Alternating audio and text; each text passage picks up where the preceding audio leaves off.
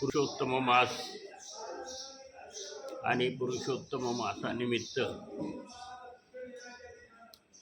चालू असलेली आपली हरिहर केशव गोविंद भगवान मंदिर उक्कलगाव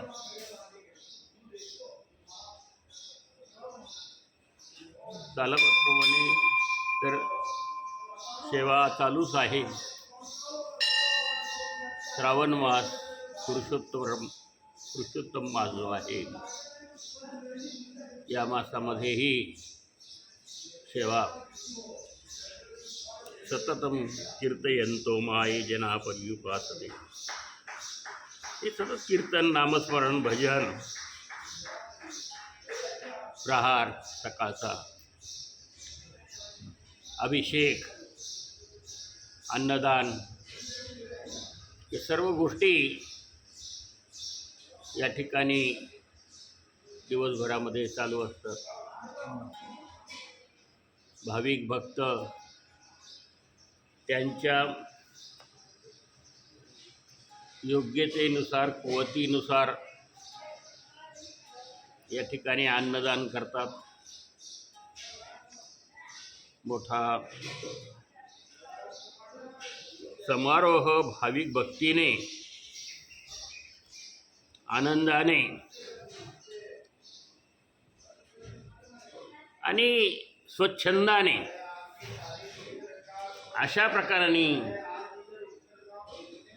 या ठिकाणी चालू आहे. आपण पुरुषोत्तम मास निमित्ताने पुरुषोत्तम योग, भगवंताने पुरुषोत्तम योगामध्ये काय सांगितलंय आणि हा अश्वस्थमूलम वीरूढमूल वसंगशस्त्रेण दृढेन चित्वा, हा जो अश्वस्थ वृक्ष आहे, हा अश्वस्थ वृक्ष कोणत्या शस्त्राने तोडता येईल ती शस्त्र कोणतं आहे? अश्वस्थ वृक्ष हा काय आहे? मुळात म्हणजे नाहीच, ज्याचं अस्तित्वच नाही आहे अशा प्रकारचा हा वृक्ष की ज्याच्या आदोष ऊर्ध्वम प्रशाखा गुणप्रवृत्ता विषय प्रवाला आदर्श मूला न संताती कर्माणी बंधीने मनुष्य लोक. वर शाखा पसरलेल्या आहेत, खाली पसरलेले आहेत मूळ, नाही का? शाखा सगळीकडे असं तो पसरलेला वृक्ष आहे. मुळावर गेले, खाली शाखा पसरल्या, उलटा आहे तो, असं म्हटलं. आणि त्याला धारदार शस्त्राने तोडा. मग हे धारदार शस्त्र कोणतं आहे? वैराग्य आहे. मग हे वैराग्य आपल्यामध्ये निर्माण होतं का? याला सगळ्यात महत्त्व आहे. आपण एखाद्याला ते बैरागी शब्द वैराग्यातूनच निघालेला आहे. तो वैरागी, ठीक आहे, तो वैरागी आहे. पण वैरागी यांच्यामध्ये वैराग्य आहे का? यालाही महत्व आहे ना. नेमकं वैराग्य कोणामध्ये आहे? मुळातच हे षड्रिपू जे आहेत, हे षड्रिपू जर जवळ वाळवून ठेवले तर वैराग्य प्राप्त होईल का? नाही होणार. द्वेष, मत्सर आपल्या अंतःकरणामध्ये एखाद्याविषयी जर आपण निर्माण केला तर आपल्यामध्ये वैराग्य निर्माण होईल का?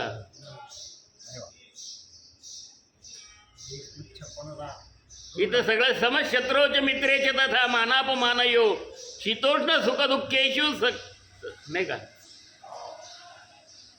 समसंग. हो. संघ सुद्धा सम पाहिजे, सारखं पाहिजे. तुल्य निंदा स्तुतीर मौनी संतुष्टो येन केनचित. कोणी निंदा केली, कोणी तुलना केली, कोणी वाईट म्हणलं,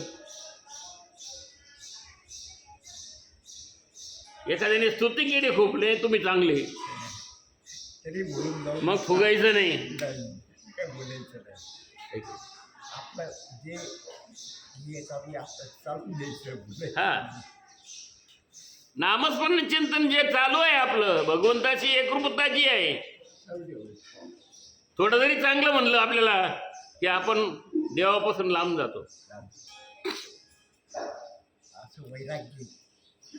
चांगलं म्हणलं तरी देवापासून लांब जातो. आणि एखाद्याने आपल्याला वाईट म्हणलं, शिवे दिल्या आपल्याला वाईट, मग देवाजवळ जातो का? मग तर देवाजवळ जातच नाही. मग तर आणखी क्रोध भडका उडतो, आणखीन राखेल वाचल्यासारखा. ते तर आधी तर धुपत होतं तर ते भडका घेऊन जास्त पेटत, मग ते पेटलंही नाही पाहिजे, धुपलंही नाही पाहिजे. सांभाळून मानवाला सांभाळून चालावं लागेल. जसं बांधावून शेतकरी जातो, खरा शेतकरी असेल तर, हो, बांधावून चालताना तो बरोबर पळत चालून, पण तो शेतकरी नाही, त्याला बांधावून नीट चालायला सांगा बरं. आणि त्याच्यात पाऊस पडलेला असावा, आणि पाऊस पडलेला असला तर एखाद्या माणसाला म्हणतो जाऊन दाखव बांधणी, ते नाही घसरून पडलं तर कशाला. पण खरा शेतकरी किती पाऊस पडू दे, त्या बांधून सरळच चालणार, व्यवस्थितच चालणार. त्याची प्रॅक्टिस असते, त्याला माहिती असं सारखं चालावं लागतं, इथं कसं चालावं लागतं.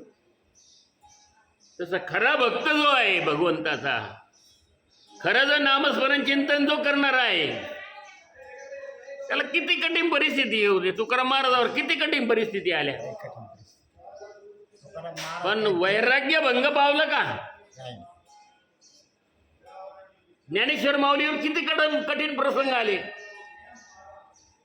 आपल्याला तरी 3 टाइम चोपून खायला मिळतो, हा नाही ते कोणती गोष्ट मिळत नाही आपल्याला आजच्या परिस्थितीमध्ये. उपाशी राहावं लागलं. ज्ञानेश्वर देत नव्हते लोक, भक्ष्य देत नव्हते, वाढीत नव्हते. संन्याशाची मुलं म्हणायचे, नावं ठेवायचे, त्रास द्यायचे. मी तर सांगितलं की भिक्ष वाढलेल्या भिक्षेत माती टाकायची.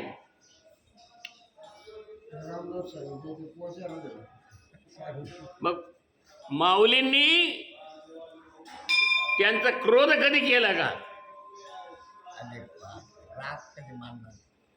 असंग शस्त्रेण दृढेन चित्वा. खरी वैराग्यता संतांच्या ठिकाणी आहे. हो,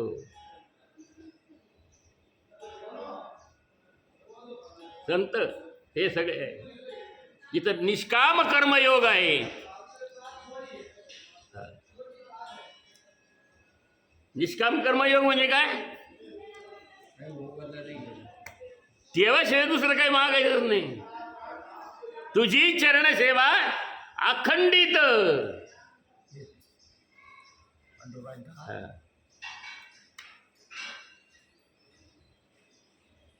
न मिळो खावया न वाढो संतान. भगवंताची कृपा झाली, बस झाली.